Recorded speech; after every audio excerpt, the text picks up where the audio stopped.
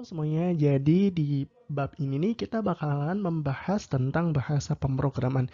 Tetapi di sini bukan akan dibahas secara dalamnya, tetapi secara umum saja. Sehingga nanti kalau teman-teman ingin belajar tentang misalkan bahasa apa, bahasa C atau bahasa Java, mungkin teman-teman bisa ngebuka di course yang lain di Ayo Belajar Coding.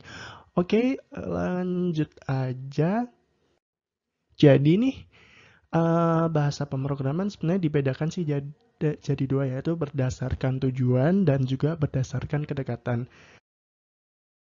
Nah, untuk bahasa pemrograman yang berdasarkan tujuan sendiri itu dibedakan jadi dua, yaitu bahasa pemrograman bertujuan khusus dan juga bahasa pemrograman yang bertujuan umum.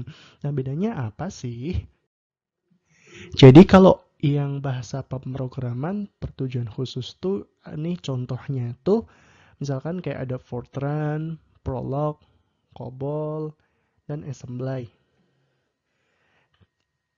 Nah, biasanya sih eh, bahasa-bahasa ini tuh digunakan untuk yang tujuan khusus ya, kayak misalkan si Assembly ini aplikasi untuk pemrograman mesin. Terus kalau Prolog aplikasi kecerdasan buatan. Kalau misalkan bahasa simulasi ada namanya SimScript dan sebagainya. Terus untuk bahasa pemrograman yang bertujuan umum, itu tuh bisa digunakan untuk berbagai aplikasi. Jadi nih contoh bahasanya sendiri yaitu ada bahasa C, C++, ada Java, ada C Sharp, Python, dan sebagainya. Nah, terus nih yang selanjutnya itu bahasa pemrograman berdasarkan kedekatan tuh dibagi jadi dua, yaitu ada bahasa tingkat rendah dan juga bahasa tingkat tinggi. Wah, kira-kira bedanya apa nih? Jadi ini kalau bahasa tingkat rendah, bahasa ini tuh dirancang agar setiap instruksinya itu langsung dikerjakan oleh komputer. Jadi ini kalau contohnya itu kayak tadi misalkan bahasa assembly. Nah, kalau bahasa mesin ini tuh jadi langsung apa ya? Berisi sekumpulan kode biner. Jadi ada 0 dan 1. Nah, biasanya kalau bahasa tingkat rendah nih susah untuk dipahami oleh manusia sendiri seperti itu. Nah, sehingga nih kita biasanya menggunakan bahasa yang tingkat tinggi. Nah, kalau untuk bahasa tingkat tinggi ini tuh dia tuh lebih manusiawi gitu ya. Eh, Secara sintaksnya, secara notasi, jadi lebih mudah untuk kita memahaminya. Nah, untuk contohnya sendiri seperti tadi yang udah dijelasin di sebelumnya tuh ada kayak C, C++, Java, dan sebagainya.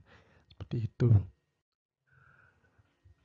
Nah, terus nih di sini saya ingin menjelaskan tentang urutan langkah-langkah dari kompilasi program itu sendiri. Jadi pertamanya ini ada algoritma, terus itu ditranslasi menjadi program dalam bahasa tingkat tinggi, kemudian dikompilasi lagi menjadi bahasa dalam jadi program dalam bahasa tingkat rendah, kemudian diinterpretasi oleh CPU dan kemudian menjadilah operasi. Jadi kayak operasi baca tulis, tambah kurang, dan sebagainya ya.